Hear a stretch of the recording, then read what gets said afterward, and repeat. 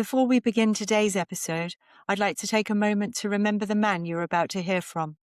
Allan Finnegan sadly passed away on Friday, the 19th of June. Allan was a Baptist minister, a stand-up comedian, a Britain's Got Talent semi-finalist, a husband, father, grandfather, and a much-loved member of the ocular melanoma community.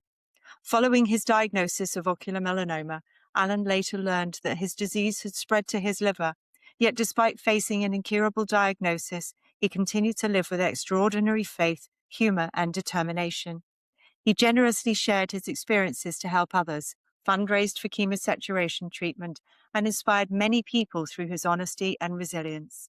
Listening back to this conversation feels even more special now. It captures Allan exactly as many of us knew him: warm, funny, thoughtful, and determined to make the most of every day. Our thoughts are with Allan's family, friends, and everyone whose lives he touched. This episode is shared in loving memory of Allan Finnegan. Today on iConnect, I'm joined by Allan Finnegan, Baptist minister, stand-up comedian, and Britain's Got Talent semi-finalist. But Allan's story isn't just about faith and comedy. Following a diagnosis of ocular melanoma and later metastatic disease, he chose to face life's biggest challenges with honesty, courage, and a remarkable sense of humour. In this conversation, we talk about cancer, family, faith, fundraising, laughter, and what it means to keep living fully, even in the face of uncertainty.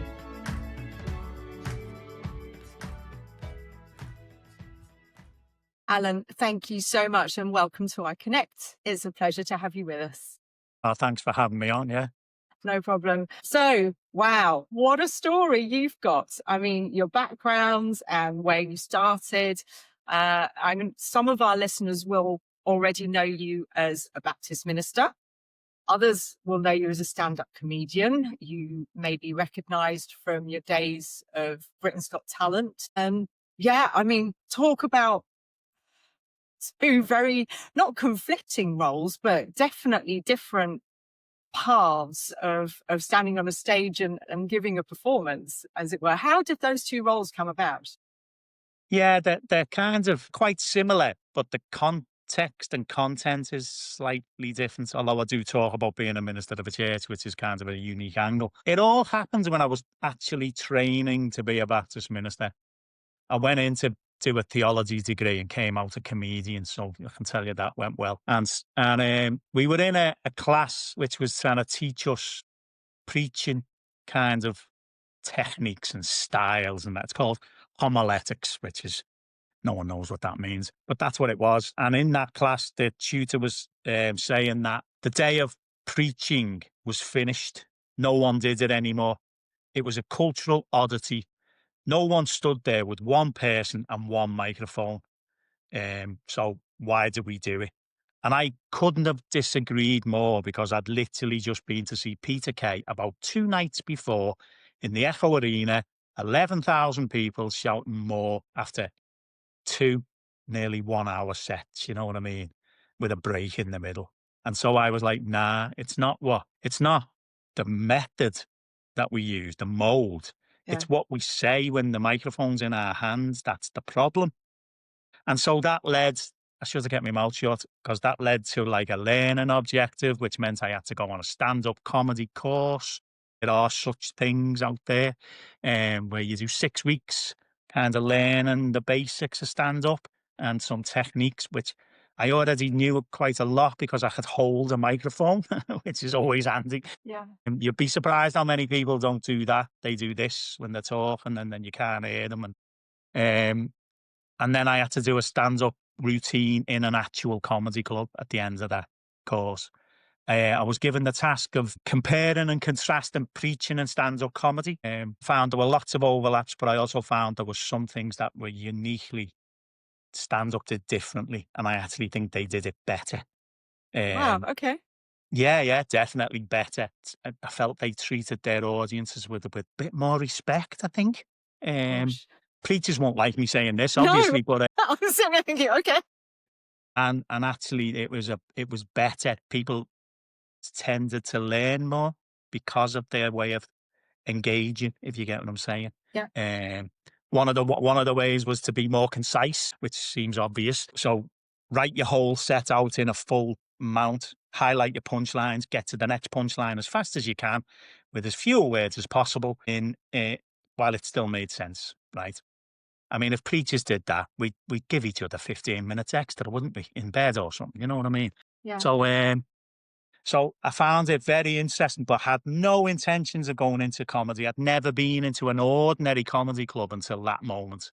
I'd done the arena tours of the big comedians, and it kind of went well, that first one. So one of the other fellas on the course who was wanting to do it booked me and him into another night somewhere else. And then he just sort of became my agent. I wasn't even looking to do them, but he was just booking me in places and saying, "We're going When here." is this? How long ago? What year are we This is talking? probably 2010-ish. And you qualified, if that's the correct term, as a minister in what year? So where's the timeline between It was between? probably it's hard to say when you qualify as a minister because you go on probation and all that type of stuff, which is just bonkers, but never mind. Um, it was I probably prop it, I probably finished university maybe a year after this. Okay. So somewhere around similar time. Um, I'd been doing a university degree, and but then you go on probation for being a Baptist minister and whatever.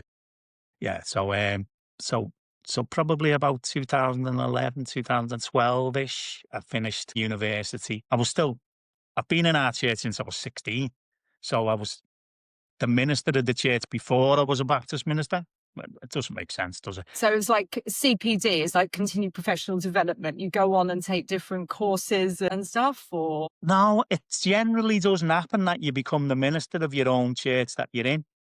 I think I become the minister of the own church because it was quite a good church, and then it collapsed, and it was not a very good church anymore. And they didn't have literally any more. collapsed, or just No, it. the Oh, okay. Yeah. congregation dwindled quite You never know quickly, up shall we north. say.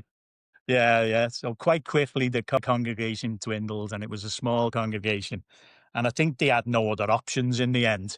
So I sort of ended up doing it. I didn't want to be a Baptist minister. I probably still don't. So But you must get so much enjoyment. I mean, you're there still preaching 1 day a week? It's I'm still not at the your moment. No, No, okay. I'm off on the sick.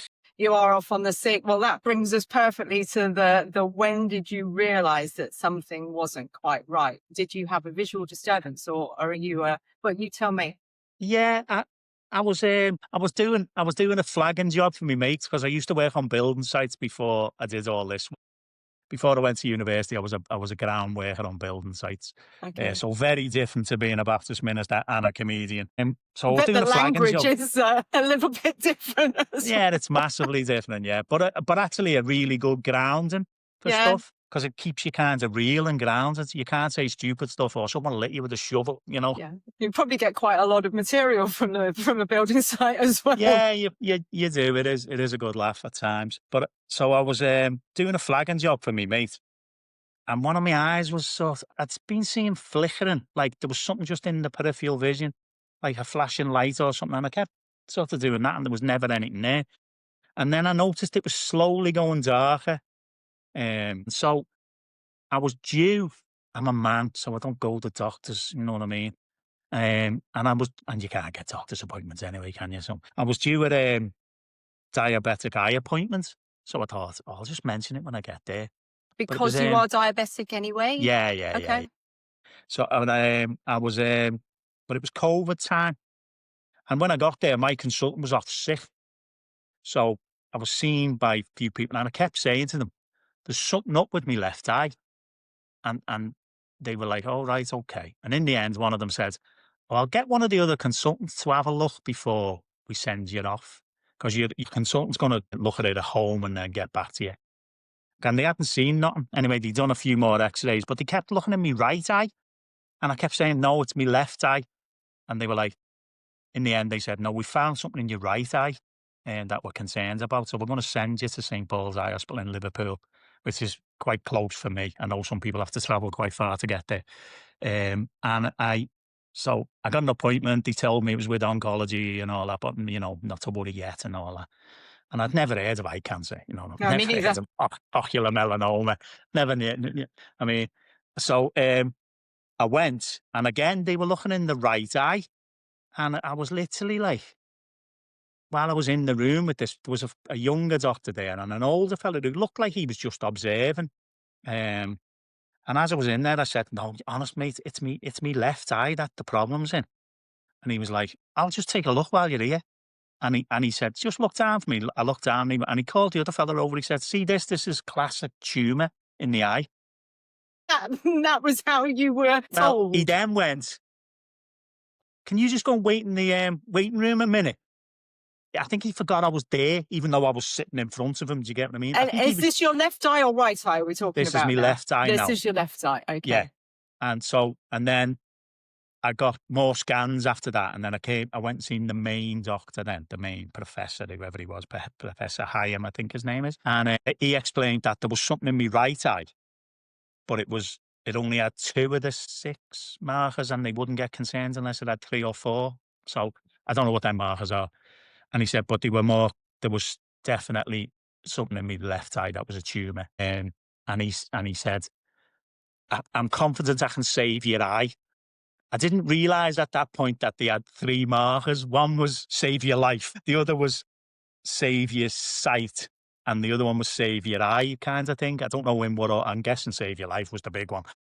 And the timeline from it's a tumour to being seen by the professor was how long? Is this the same day? That was the same day, yeah. Okay, wow. Same So day, literally. that's a tumour, and hopefully we can It was save your probably eye. about 4 weeks from when they did the diabetic eye thing as well, so it wasn't too bad. But it's coming up to Christmas, um, And and we're they in wanted COVID as we're well. in COVID as Okay. well, yeah, and they wanted me in. We were in sort of semi-lockdown. We weren't in full lockdown at that point, but you had to wear a mask everywhere and all that. And my daughter was getting married on Boxing Day, and they wanted me in for Christmas Eve or something mad like that. And I went, "Nah, I can't come in," because I was thinking to myself, "It's only me eye. It can't be that bad." I mean, literally, your Yeah. eyes are about this big, innit? You know what I mean? And I've got a little chin. It can't be that bad. You know what I mean? And he said he can save me eye, so what's the worst that can happen? Anyway, they agreed that I could go to the wedding, but I'd have to come in after it. Uh, Okay. and then I got the plaque radiation therapy. But they started talking to me about the gene, and I don't know what the gene is, but there's 2 different genes, isn't there? There are. And one of them is not as bad as the other one. Yep. There's the monosomy and disomy. Yeah. Yeah. Okay, yeah. Yeah. Well, I don't know which is the worst, but everyone told me not to get the biopsy. Okay.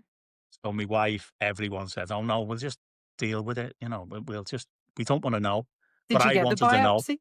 I wanted to know. So as I'm lying on the table, they said, "So there's no biopsy," and I went, "No, no, I want the biopsy." And they went, "Are you sure?" And I went, "Yeah, yeah." So I got it anyway. The result of that came back, and I had the worst one, which was like the 80% chance of it coming back within a few couple of years. If it did come back, that being quite dire. So, which I'm glad I got that, because that kind of changed my thinking to how I was living.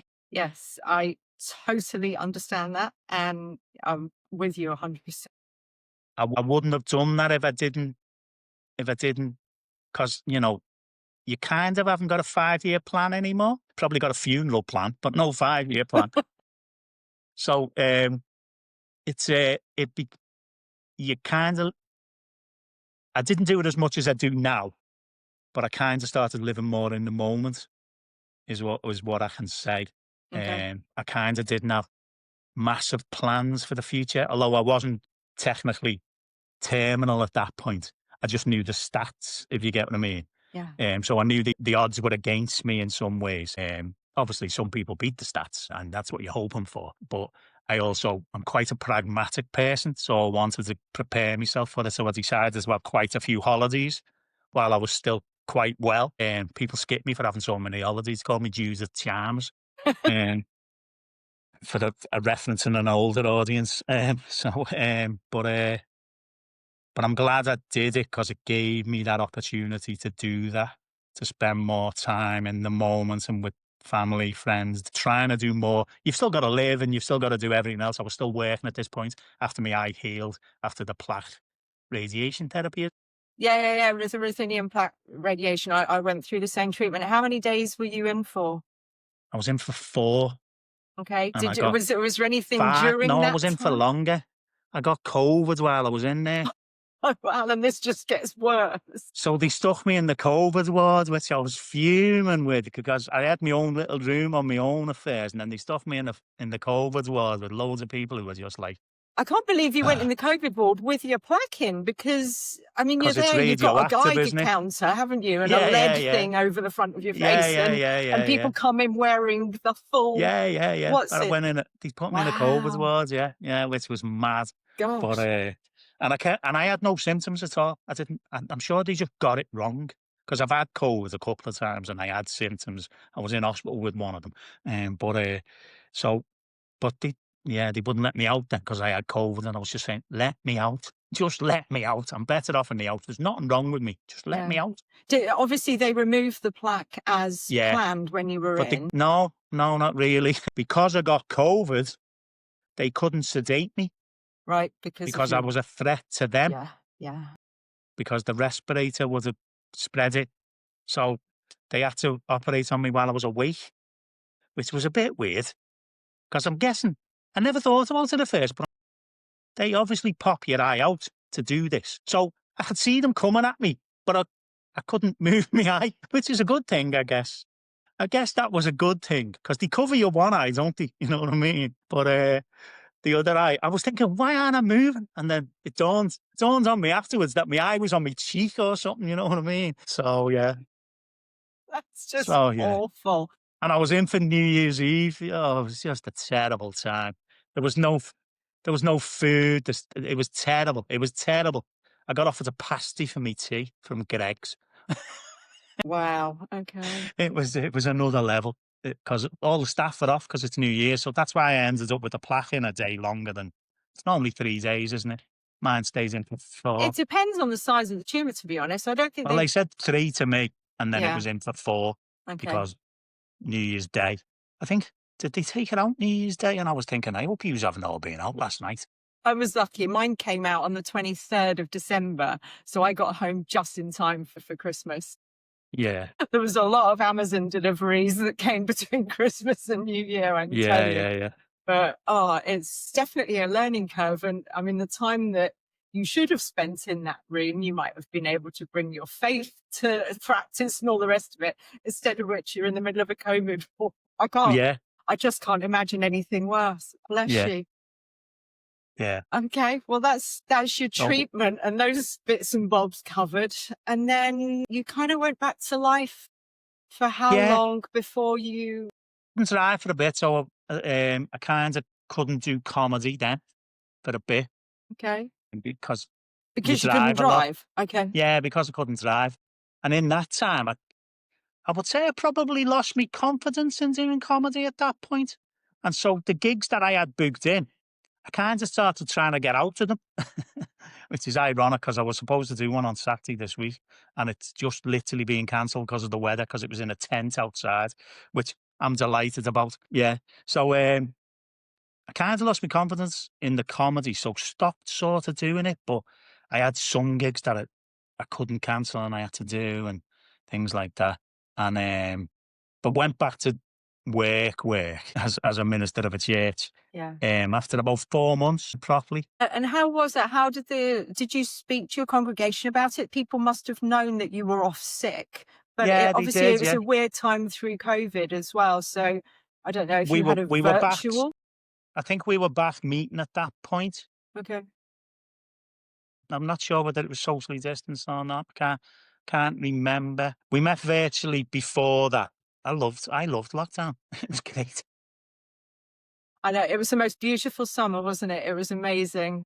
It was the The best time. sound of nature and just the Yeah. peace. And I know Doing it was talks, sitting in the garden. No one hassling me about bog paper. Yeah, absolutely brilliant. So that's yeah, awful.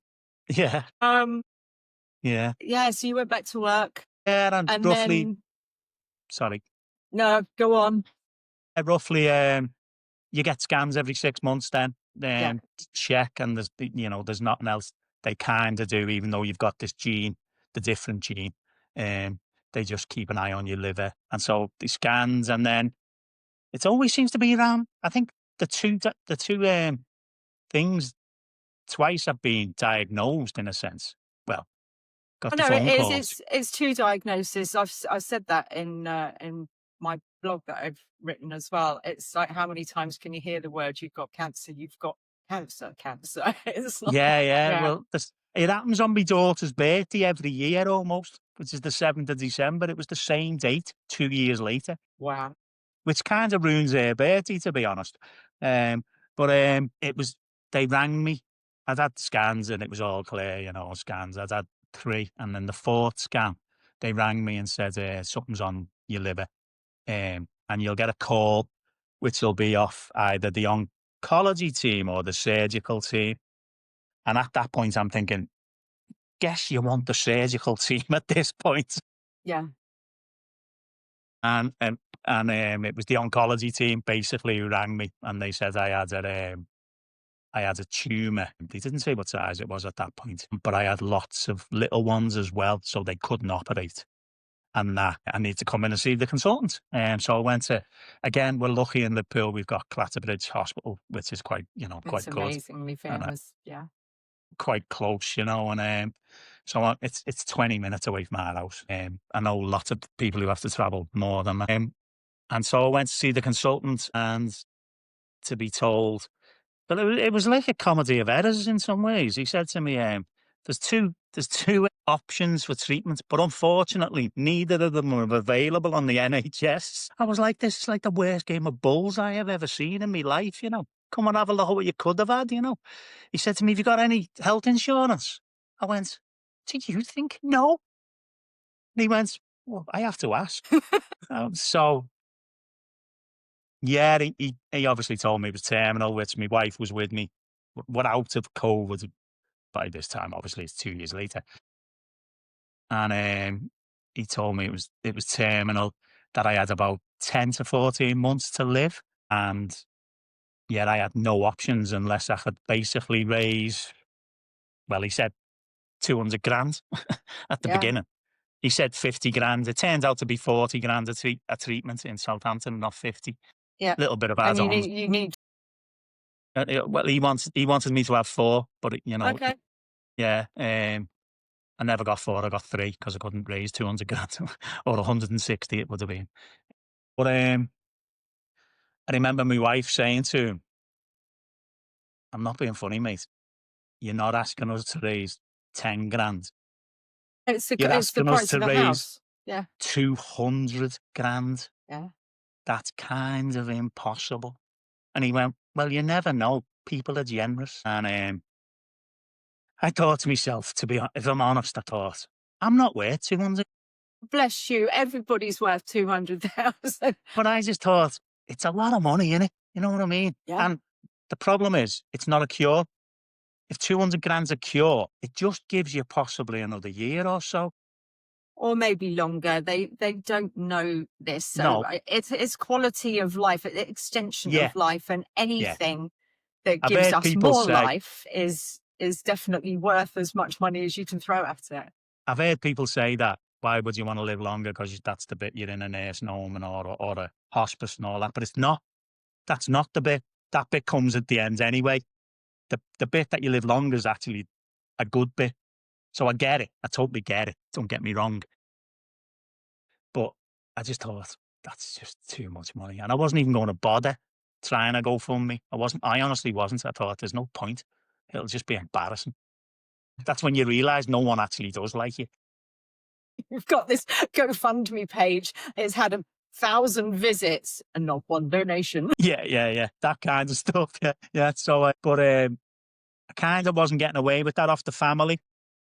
And then my mum also offered to sell her flat and help fund it and move in with me. And I thought, can't have my man moving in with me. No, I'd rather do the GoFundMe and find out I've got no friends. I'll Yeah. take my chances with the GoFundMe, yeah.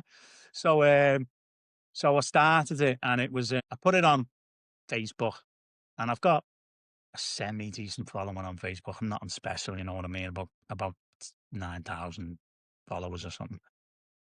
As a comedian or as a minister or just as you, I because think that that's is just you, you I are think that's both. just on my page. It's Okay. not on my comedian page. My comedian page has got a lot less.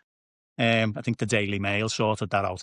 Uh, um, yeah, I think it's a bit of both, if you get what I mean. Yeah. So it's just my own personal page, but I just put it on there. I shared it on my other pages, but they're not as big.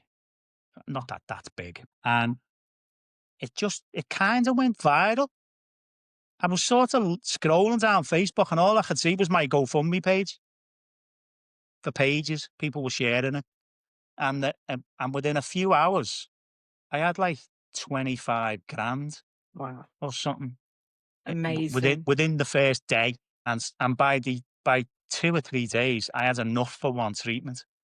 So I I hope rang. that put your confidence back up a peg or It two. was, to be honest, it was very humbling. Yeah. Because as I said, I was thinking 200 grand, it's just not worth it. You know what I mean? In my mind, I wasn't worth it. And I knew some of the people obviously who were given, but I didn't know hardly any of them as well, if you get what I mean. And Britain's Got Talent to give me a bit of a profile, but it's also given me a lot of stick as well. You know what I mean? I got quite a bit of stick as well off it. And so it wasn't because of that in some ways. I knew people who were giving me it who I knew kind of couldn't afford it, even if it was just a tenner. I knew kids were giving me their pocket money. It, I'm almost getting emotional now thinking about it, to be honest.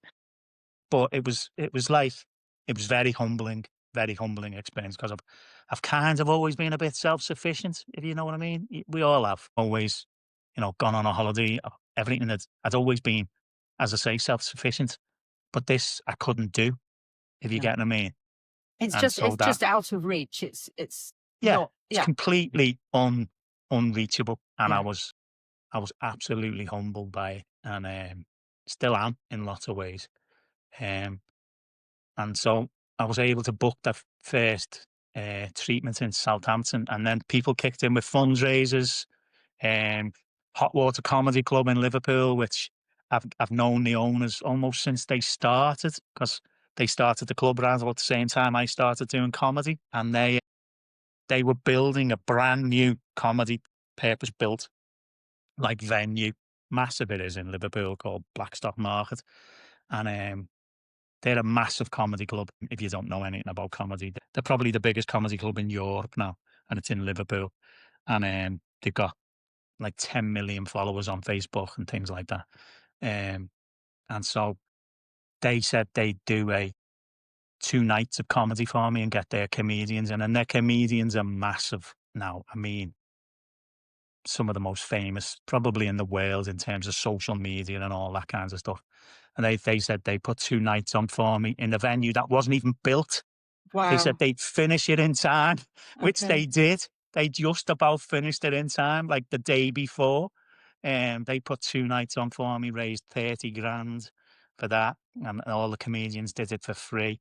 And I only knew, I'd gigged with most of them, but I didn't know them. Do you understand what I mean? I knew a couple of them um, quite well, but some of them I hadn't even gigged with. And they donated their time. People were doing fundraisers, raising 10 grand here and there, a grand here and there.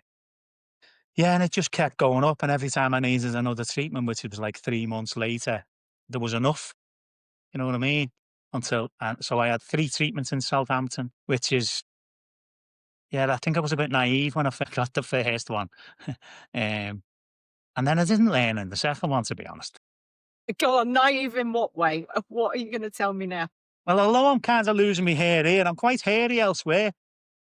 Okay. And so when you get the operation on Delcat, I don't know whether you've ever had Delcat, or it's round the groin area, and I should have shaved, because getting them bandages off, I don't know what they make them with, but it's better than super glue.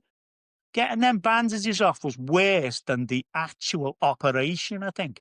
Um, And it's quite, I've never really had an operation before all this, and it's quite, I know ladies go through a lot with childbirth and all that, but men, I don't know whether it was just more private, I don't know, but it's quite you kinda lose your dignity quite a bit, I thought. It was, and I didn't shave for the second or third one. You'd have thought I'd have learned my lesson, wouldn't you? You know, even Okay. in the shower trying to get this dressing off was just like Ah, I don't know, women get their legs waxed every week and all that kind of stuff. It's impossible. You're just amazing. I don't know how you do it. thank you. I'll take that. That's Yeah, fine. yeah. So yeah, but in general, the Del class treatment was good. I was kind of not well for about a week. The first time I breezed through it. Second time, a little bit slightly worse. Third time, I was a bit sick for about a week. But Okay. generally, I was fine. You know what I mean? And that's just my wife coming in. Sorry. That's all right. And so, but after three, they scanned me again, and I was in a I was in a better place than I was 12 months previously Okay, when good. when I first. But yeah, so I was in a better place than when they told me I had 10 to 14 months to live. But it was 4 months later, so I probably had 10 months um, without treatment, obviously. And so that was good. And so they just because I didn't have the money. I think if I'd have pushed it, I could have got the money, if you get what I mean. To have But the and fourth. to have the four, but because I Okay. didn't have the money and because it was looking good, they decided we could pause. And Kim Trek had just come on. Okay. Oh, sorry, Tebby So had just ventilator. come on, um, and it was available on the NHS from the January, and this was kind of the January time. And so we paused it, and they were just going to monitor it every 3 months, get a scan. And I went to see the consultant, and he was like, "Oh no, we don't just put you on Tebby because it's kind of not a preventative." I was thinking, "Well, what is it then?" Um, and so they didn't put me on anything. So I was on no treatment for 3 months, but in that time, it grew quite quickly again. The same one or new ones? New ones as well. Okay. Yeah. Um, All still contained in the liver, all Alan? in the liver. Yeah, they've Yeah. had scans elsewhere, and there's nothing elsewhere that they can see. And so they decided to put me on Tebby from them, but it took about 2 months after the scans to get on Tebby. So I'm like 5 months now without any treatment. And they didn't take a baseline scan when I started the Tebby treatment. Okay. And so what you go on the Tebby and you're in hospital for the first few because of the reactions you can get. Not everyone does, I believe, but I got a few. You know, the itching, the being roasting hot, the shaking in the bed, feeling like you're freezing, but you're actually not. You're really Again, hot. welcome to being a woman. It's just like Yeah, menopause. I went through the menopause. Yeah, So you've so been yeah, through it was. childbirth, you've been through waxing, you've had a Yeah, yeah, Brazilian, and now you're at the menopause. yeah. Excellent. So it was like it was just like yeah, and you do that for. I was in hospital for three times, and it was a bit rough at first, but it gets better. I want to say to people who haven't had, uh, it gets better. But they took a scan after about after 3 months being on it, but they couldn't tell whether it had grown again.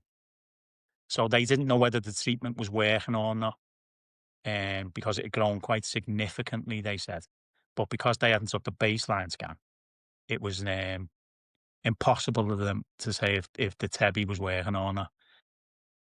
They told me that I've got tumours in my liver. I've got a few, they said, as well as numerous little ones, that are over 100 millimeters, which Okay. I assumed that sounds quite bad because your liver's big, but it's not that big.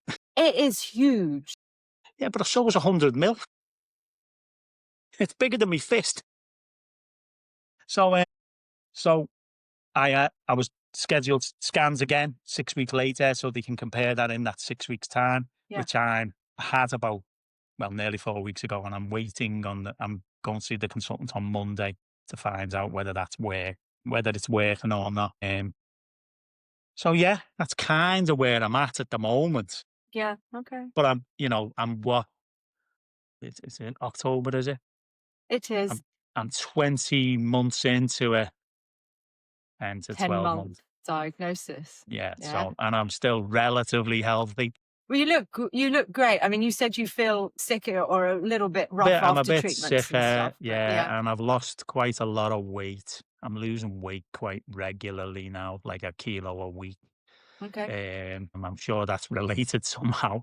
And yeah, I feel really tired and hot at treatment time, and I spend most of the Tuesday in bed in the end, and some of the Wednesday. I start to feel better Wednesday nightish, Thursday, Friday when it's normal.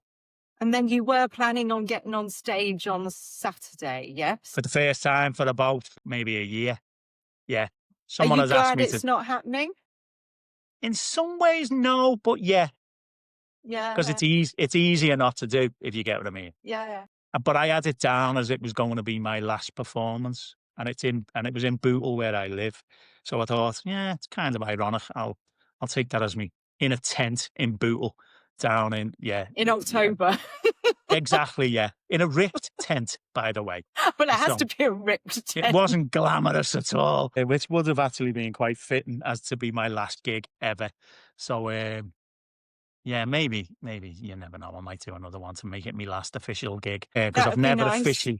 never officially retired from the comedy. I've just sort And of from the stopped. church, what happens? I mean, you don't retire from church, or do you? Is it the same? You can retire from church. This is going to sound heartless. Sorry, go on. The problem I've got is my my pension pay.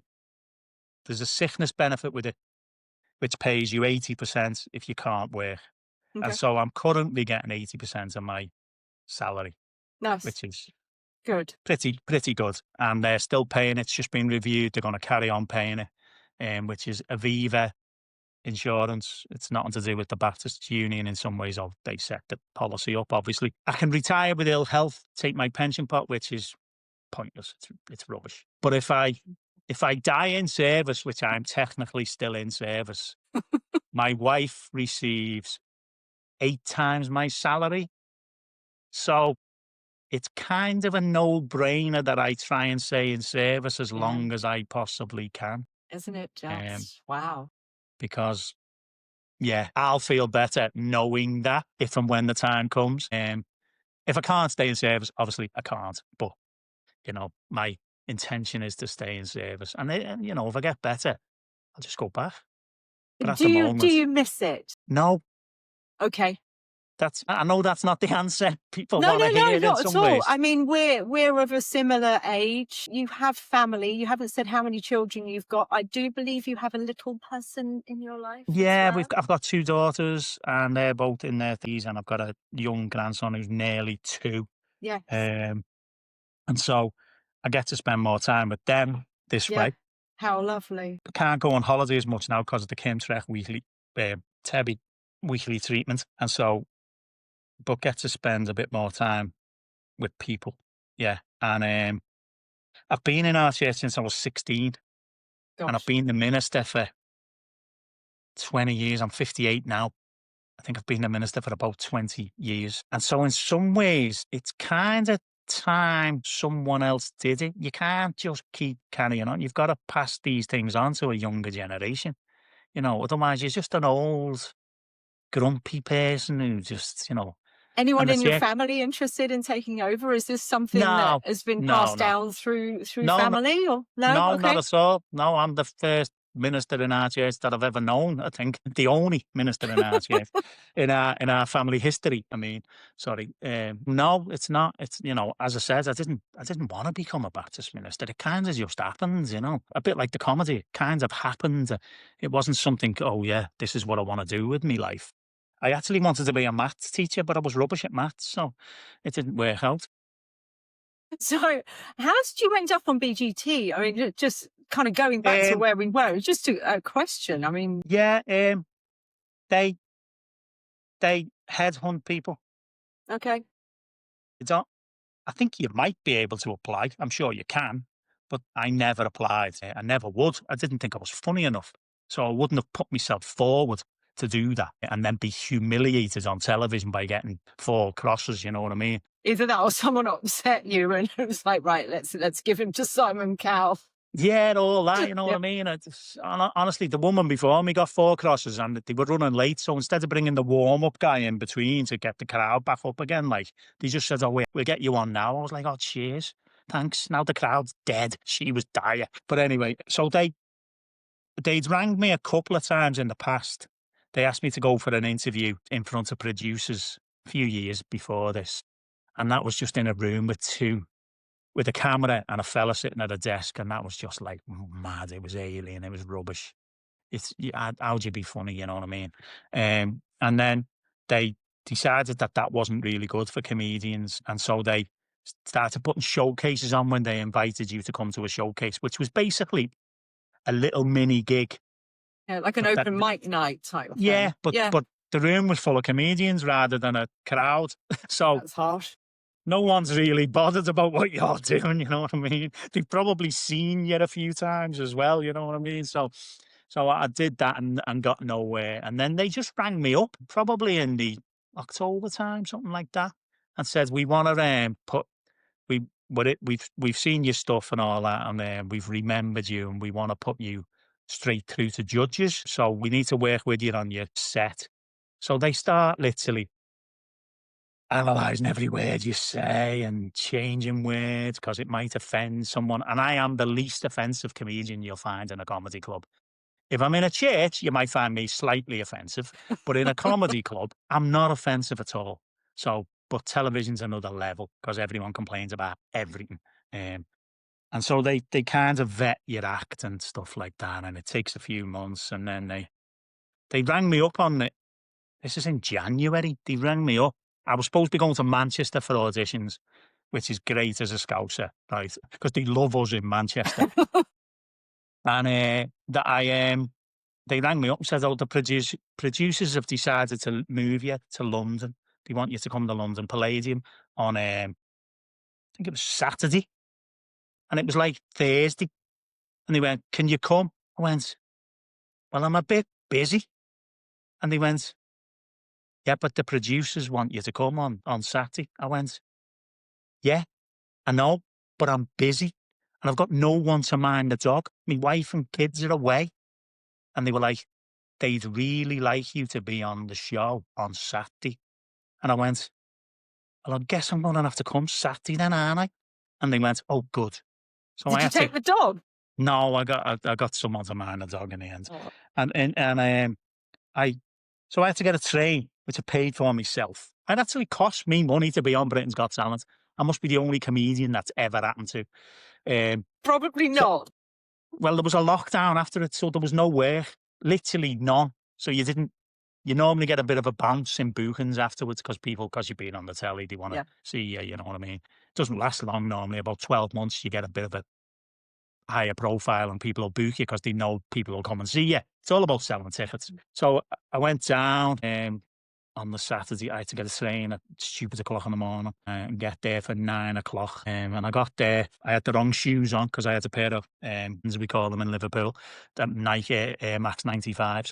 And advertising, they kind of won't unless they're official partners.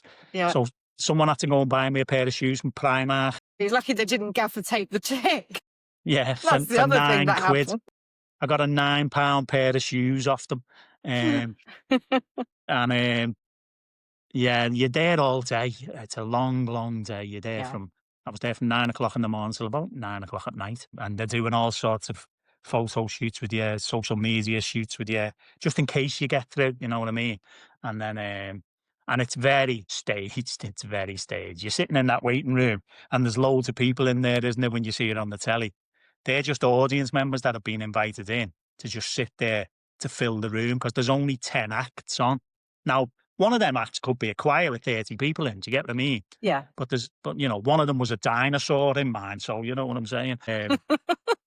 So there's only 10 acts per show, and there was only I forget how many shows there was anyway, but it doesn't really matter. I think there was 8 shows or something like that. And so you go, you do all that, and then you get called to the stage, and there's all mock things of you walking to the stage and back, and you're just done in by the time. I remember standing backstage, you hear them buzzers, and they are really loud.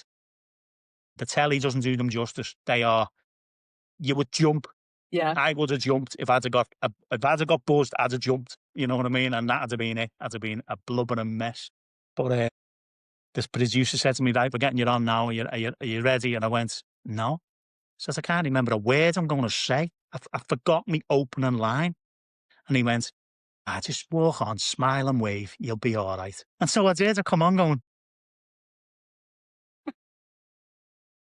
yeah.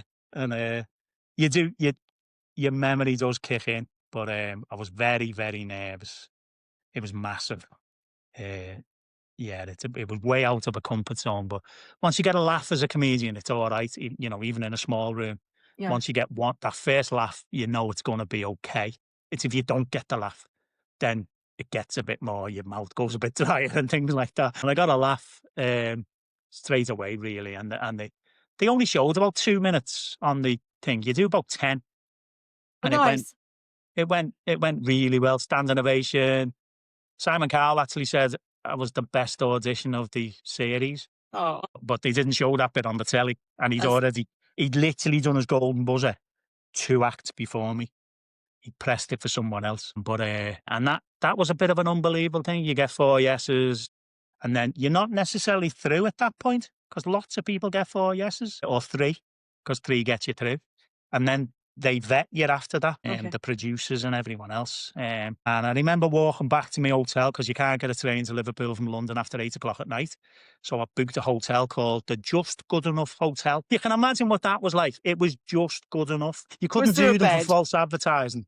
You couldn't do them for false advertising, I tell you. So, I walked to that, which is further away than I anticipated, in me £9 Primani shoes. So, yeah, and then I got a call to come down to London to meet the producers because they considered me a risk act, because they said anyone on Britain's Got Talent gets negative reaction. Everyone does, Yeah. even the little kids that dance and all that. Someone will say something horrible about them, and they wanted to know how I'd cope with it. And I said, "Well, I've got no idea, have I? Because I've never done it, so I don't know. I think I'll be all right because, you know, water off a duck's back in some ways." Um, and so they wanted me to go to London to meet the producers of the show and all this type of stuff. And I had to go to this room and, become. But on the way on the train, they rang me up and told me I was on the show. So I'm thinking, why am I going to see the producers? I'm literally on the way to meet the producers to see if they're going to let me on the show. But someone rang me and told me I was on the show. I'm in this room with the head of Sony International. I'm in this room with all these like international bigwigs. I think my agent at one point was Queen's agent, which is just bizarre, isn't it? It's Wow. bizarre. He didn't know who I was, like, he had no idea who I was, but, it's just bizarre, and you have to sign your life away, for the next so many months or years if they take you on, which they never take comedians on, so it's okay. Yeah, but then I had a gig that night, so they got me a taxi from London to Lincolnshire, somewhere up north. I forget where it was now, but it was right up north. Must have cost them a fortune. This taxi must have cost them a fortune just to get me to a gig on time. Because I said, "I've got a gig that night and I don't really want to cancel it." And so they said, "It's all right, we'll get you to the gig." I was just like, yeah. And then you're in the semi-finals, but the semi-finals was full on COVID at this point. We're in lockdown, so there's no audience. Yeah. So it's like And as I'm a in. comedian, it's what you need. You've gotta have it It doesn't was work. It was terrible. I had a big screen in front of me with loads of faces, which looked great on the television, and they made the performance look good. I was awful. Um, but they couldn't play their reaction into the room because there was a 7-second delay. So Might it was pretend the quiet. moment's passed. It was quiet. It was just silence in the room. I had these 4 judges. They put me miles away in a stupid big pulpit with a dog collar on. I don't wear a dog collar as a batsman. I don't wear one. I just don't. But they made me wear one. They thought it'd be a good idea. And so it was the worst experience in my life, the semi-finals of Britain's Got Talent. And when I didn't get through because I was awful. And when they rang me and told me I didn't get through, I was like, "Oh, thank you." I was like, "I don't think I could do that again to nobody." It was just, honestly, it was terrible. I remember David Williams saying to me, It's really hard as a comedian, this. We've just realised how hard it is. Because there was one of my mates had been on, but he's not just a comedian, he does juggling and things like that. He's a bit of a variety artist. He went quite far in it. I think he finished second anyway, Steve Royal. Okay. And so he kind of had material to get away with it. I only had words Yeah, and you need the people to and the bounce it reaction to off. the words, you know Yeah, what I mean? And it was so sterile. bless Yeah, you. yeah, it was not a nice. You know, you've had a bad gig when they send the counsellor in after your gig to talk to you to make sure you're not going to kill yourself. And this is all, you know, a couple of years before, a year before. This is all a year before the eye Yeah. kicked off. And then, as I say, after COVID kicks in, and there's nothing, there's no work, no one could do anything. So So you normally make some money out of it, even if you don't do that well, yeah, because people will book you because people will want to. They'll say, "Oh, we're seeing him on the telly. Let's go and see him." Do you get what I yeah, mean? yeah, You won't earn a fortune, but you'll earn something. And if you've got anything to buy you, you might develop that better. It just gives you a little kick in yeah. your path, kind of thing. But no, didn't get it. You're normally picked up by agents because of it, because they know that's what happens, so they'll take you on for a couple of years, and try and develop that. No, that didn't happen. Instead of which you got a counsellor and A a counsellor and yeah. cancer. Oh dear. Yeah, and it was fabulous. I don't really know what to say to that, if I'm honest. No, that's There all isn't right. a lot to say. I kind of deal with things with humour. I find it's the way I kind of cope with stuff. Um, Have you got any words of advice from from coming off a stage during lockdown with an audience that you had no response to being told the first time, oh, it's a tumor. Oh, hang on a minute, you haven't been told that. To someone will call you, and then it's the oncologist. I mean, what do you do? What, I've what kind of tried to prepare myself mentally, but you kind of can't. If you get what I mean, you kind of think you can. Because it felt, because of the statistics, it felt inevitable yeah, that I'd get that call. Because that was the odds, you know what I mean?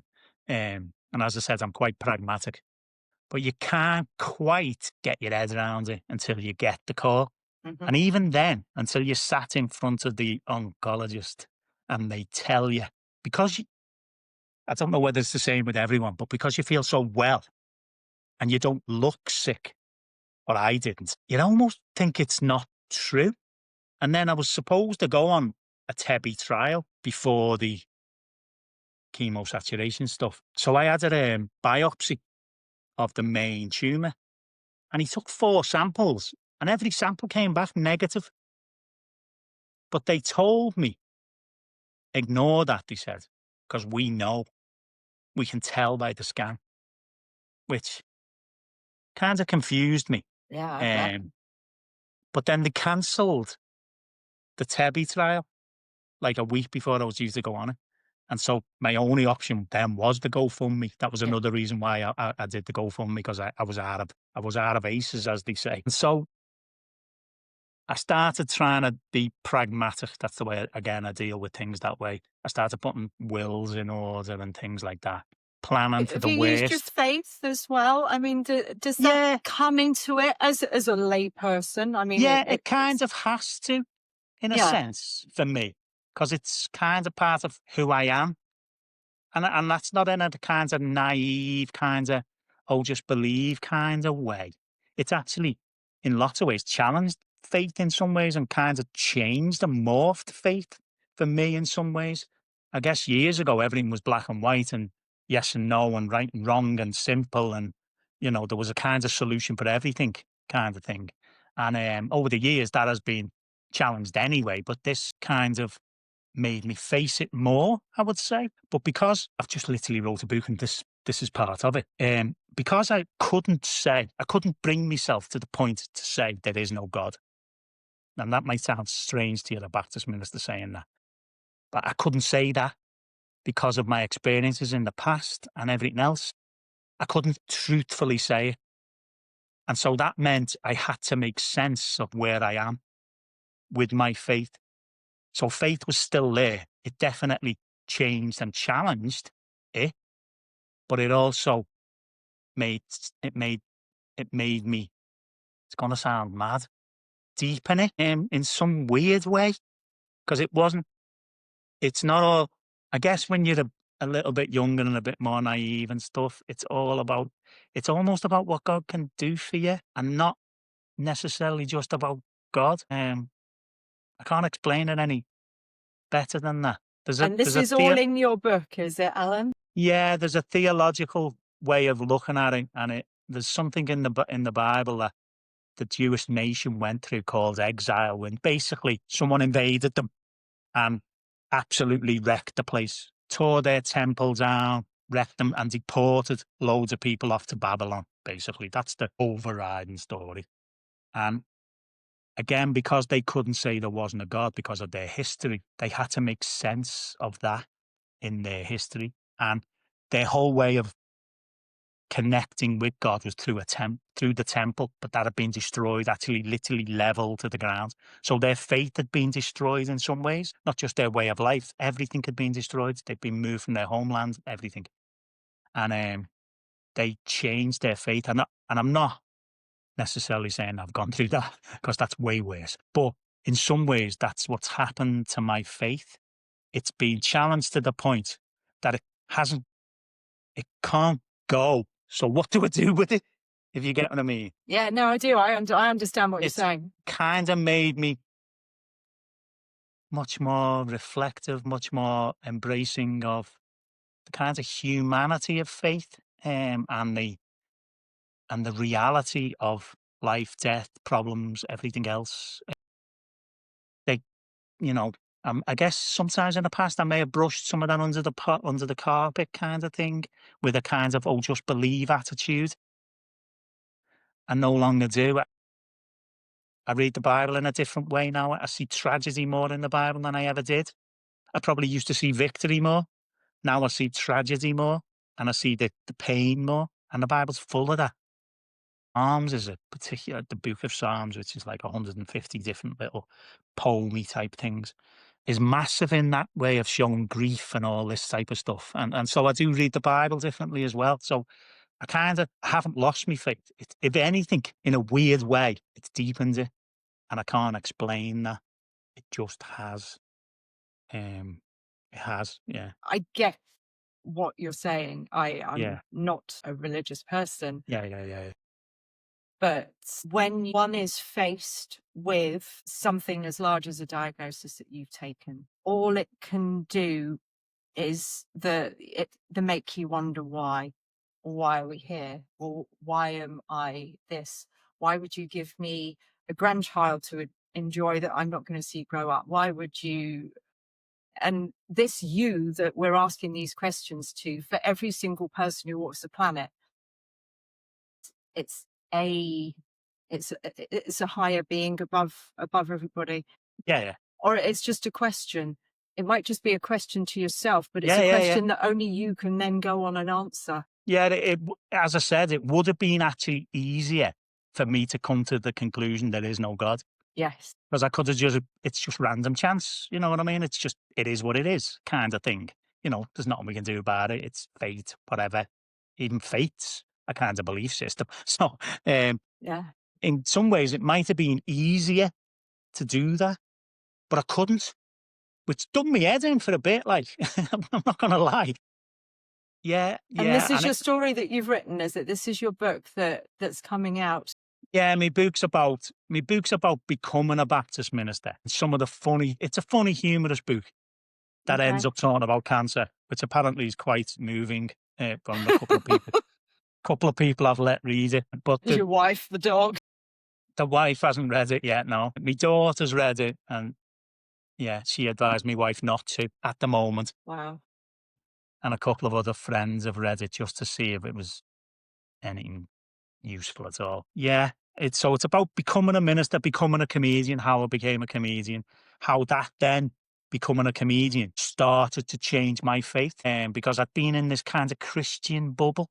Because what happens is you go to church when you're 16, which is when I started going to church, and you get involved in that. And in the 80s, everything was full on. So you ended up there almost all your life, every almost other hour that you're not in work kind of thing, you're doing something with the church kind of stuff.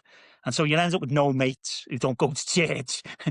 You end up quite boring, really. And you cut signs of in that cycle, and going into the comedy world kind of forced me out of that. I had to go and sit in green rooms with people who totally disagreed with my worldview. You know what I mean? And I had to go and stand in front of audiences that maybe disagreed with my worldview. The comedians, a lot of them definitely did. A lot of them would say they're atheist comedians, although they've often got some sort of faith background that they've rejected. And the problem was, I started meeting loads of people that said to me, I used to go to church, but, or my parents went to church and took me, but, first I was just, whatever, yeah. But when there was too many for it to be like a thing, a nothing. It had to be I was like, why? And so I started to think more deeply about that and why. And I started to listen to their stories a lot more, which kind of changed my view on things. Okay. Because I could resonate with some of the stuff they were saying. I'd probably not admitted it to myself, because that would have been seen as almost lack of faith or something. Yeah. Especially to your mates that are all full of it, if you get what I mean. Um, but being in the green rooms and being in front of audiences and audience members coming up afterwards talking to you about their experience of faith, which had suddenly become their face of someone they can talk to, because generally they're not going to go into a church and talk to somebody about it. Do you get what I mean? They're Yeah, going to, absolutely. but I'm suddenly in front of them and available to talk, Yeah. for feedback kind of thing.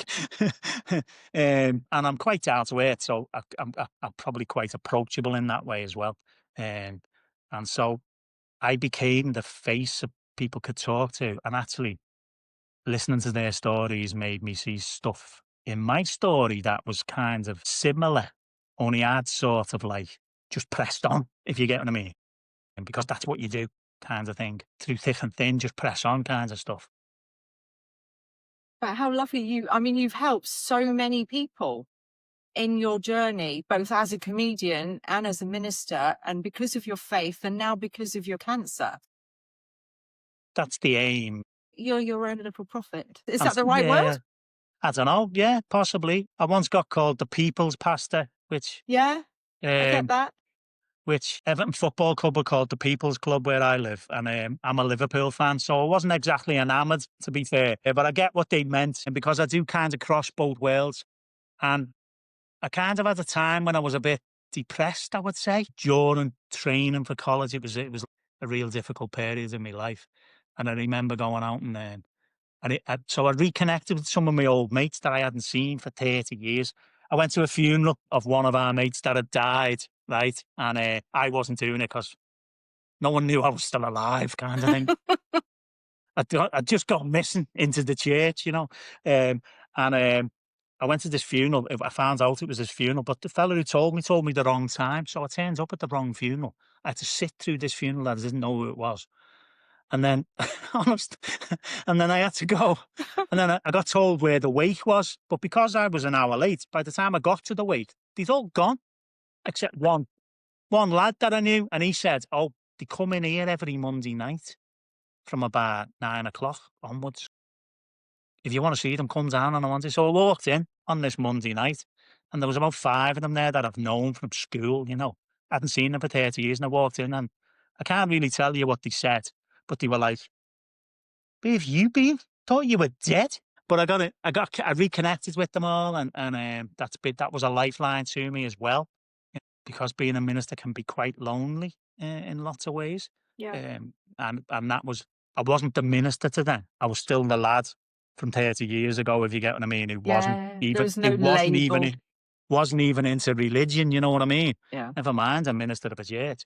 And I've had the privilege of doing their parents' funerals, some of their re-wedding vows and things like Okay. that in like random places, like in gardens. I've done christenings in pubs of instead of churches. And so I do like to be outside of the church in lots of ways. I feel more comfortable outside of the church these days than I do Okay, in it. that's I mean, and interesting. I'm not in it now really because I'm off sick. Um, and lockdown forced us to do church differently as well, which was I think was really good.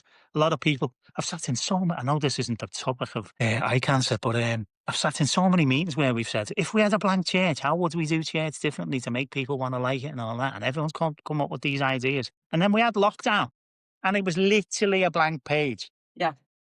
And as soon as it finished, loads of the people I know went back to doing what they did before lockdown, and we never. We changed our service. It was online, but we changed it into a daytime television show, Oh, which was, don't get me perfect. wrong, it was rubbish. It was really low budget. You know, think of the lowest, worst daytime television show you could ever do.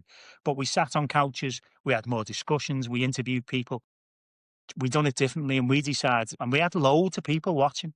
Um, and when we came back and we could meet together, we had quite a few people turn up who we just didn't know, but they'd connected online. And so we decided, me and my mate, who's the other minister in church, we decided we were just going to keep doing that. And people kept saying to us from the kind of well, don't say previous congregation, but we kind of got a new congregation. When are we going back to normal? And we just said, this is the This new is the normal. new normal. This is Yeah. what we're doing from now Yep. on, you know. And it was until I got sick, it was the best. It's the best I've felt in church because it was so kind of not church. It was meant for people who didn't go to church rather than people who did. And it felt more me. And I became more vulnerable because of talking to people. The cancer early diagnosis of the eye made me more vulnerable. I talked about it's going to sound grandiose if that's even a word, but I talked about my vulnerabilities, which in some ways from my background, everyone's almost got to be perfect. Do you get what I mean? And that's what people think. Christians are hypocrites because they say this, but they're this, you know, and everyone pretends they're perfect. It's a bit like the king's new clothes that he hasn't got any on, you know what I mean? No one's perfect, but everyone perpetuates this myth. And I decided I wasn't doing that anymore. I decided I was going to talk about stuff that I'm not good at. And I actually felt better about it in myself. But what I found was it gave other people permission to go, Thank I'm a bit goodness like for that. that. Yeah. Yeah. Yeah. I And it was it was really good for me and my mental health. yes. And I felt better in my own skin. But Yeah. it also, and I don't mean it in a as I said, that grandiose, if that's even a word, way, but it gave other people the permission to feel the same things about themselves. And so church for me, before I was kind of taken out of it, and I'm okay about that. There are worse ways to leave church. I could have run off with the organist, you know what I mean? We haven't got an organist. I'm just being fictitious, you know, but I could have stole the collection. You know what I'm saying? Well, we need to make sure that your funeral is in that ripped tent. That will be your last concert. CME, yeah. Uh, but you know, I'm all right. And until I left, it was probably the best years of church I've had. Yeah, it was really good. And Good. lots of people who didn't normally come to church were coming, and it was really good. And still are, in fairness, even though I'm not really there. I do attend, but I'm not, because of the payment of 80%, I can't do anything. I'm not allowed No, to volunteer. absolutely. I'm not allowed And to volunteer you're or not anything. well enough anyway. I mean, you couldn't Most of the guarantee time, no. your I health. can't guarantee it, no. No, Some weeks no. I'm worse than others, and I feel like I'm Yeah. getting progressively tireder and slower. I can't walk very far now without being tired, so I can't do a lot. I'm having to pay for people to come in the house and decorate. Getting anyone to do anything is just, like, painful because I can do it myself, but I can't now, You so could do it yourself. I could And have now done it. Alan, there are more important things for Yeah, you to be there are. doing There while absolutely are. someone else decorates your wall for It's you. forced me to live in the moment, as I've Yeah. said. Yeah. And I mean in the moment more Yeah. than it did the initial diagnosis. I mean almost like week to week, you know, Yeah. because again, you can't really plan much because you might not be well that week. It's just the way it is. So if you're well today, let's do something, you know. And I haven't been well for the previous 3 weeks. This week is an actually a not bad week, to be fair. Previous three were a bit rough. So you can, yeah, and live in the moment, be with family, you know, try and do the things Or you with want to do. me. I mean, bless you. I've caught you on a Oh good no, I day. don't. I I messaged love you doing. that, yeah, I mean, I I love doing messaged you things like last night this. I and love said doing you're, things like this. It's yeah. really good to do things like this because I didn't know what ocular melanoma was. I'd never heard of it. Eh, Because I've actually thought of what I can do to help raise awareness, and I'm not really sure. Well, this is wonderful because from this we'll get lots of sound bites to use. I mean, Ocular Melanoma UK is a tiny, tiny charity, but an Yeah, absolute lifeline for all of I us mean, as it's a patients. really, it's a really rare cancer, isn't it? That's why Yeah, it's a tiny charity. You know what I mean? It's yeah. But we've got a yeah, very big voice, Alan. We have an very good. incredibly big voice. More, I mean, as patient advocates, we are a massive advocacy, Yeah, and you got you got to stand on that stage and let things be known. I mean, I didn't end up on BGT at all, but I went on Good Morning Britain with my eye patch still on a couple of yeah, weeks yeah, after it came out, yeah, and you just it's just about getting the awareness out there. yeah, yeah, yeah, I was really proud, and I've picked some. You can Some people would get a diagnosis and just curl up in a ball and sit in the corner of a room. yeah, Others, it's like playing rugby. You pick up that ball and you run with it and you walk alongside it and you learn to live alongside it. yeah. I decided that I needed to live. I Yeah. didn't want to just exist. No. As my health got a little bit worse, I can live a little bit less. But that forced me to write the book because I can sit here and write. Do you know what I Yes. mean? Yeah. And I've been wanting to write this book for years, and it did have a different focus originally. Okay. I'm not going to lie, but yeah, life's twists and turns forced me to write it differently. Still the same story, but with different perspective and eyes. What's it Pardon the called? pun. It's called "Stand Up, Sit Down, Take a Bow." The take a bow bit's obviously Wow. pointing forward.